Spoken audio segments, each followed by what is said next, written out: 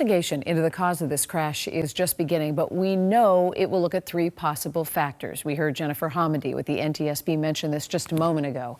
The machine, meaning the aircraft and other systems. The environment, taking into account the flying conditions. And the human, whether people involved made critical mistakes. And tonight, there are a lot of questions about that last factor and whether safeguards or personnel that should have been in place could have prevented this. WBZ's Brandon Truitt is live at Boston Logan Airport tonight, taking a closer look at, Brandon, some recent close calls.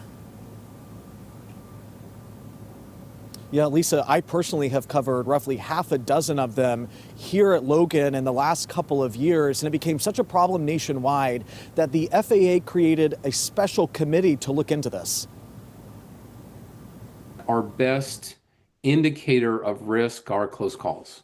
So that's why we pay so much attention to them. John Hansman is an aeronautics professor at MIT. He created technology that addresses collision avoidance, but even it only goes so far. No system will ever be fully perfect, right? So there is always, the chance something happens, someone gets distracted at a critical time or things like that, and that could have happened here. The tragedy in D.C. has placed renewed scrutiny on the frequency of close calls, including this case at Boston's Logan Airport in February of 2023.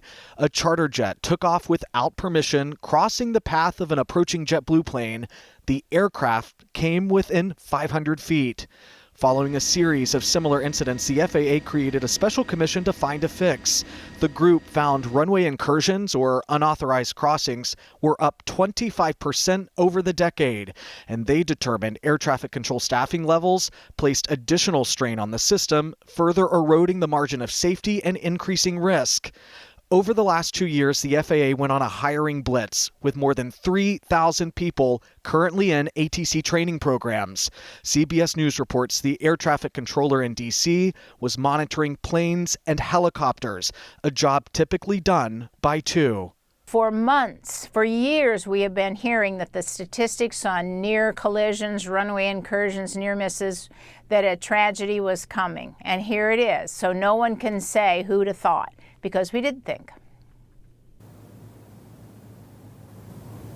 The FAA says that passenger air traffic is up 10% in just the last year. So there's a real effort and urgency to get those ATC folks trained and ultimately to increase funding for that agency.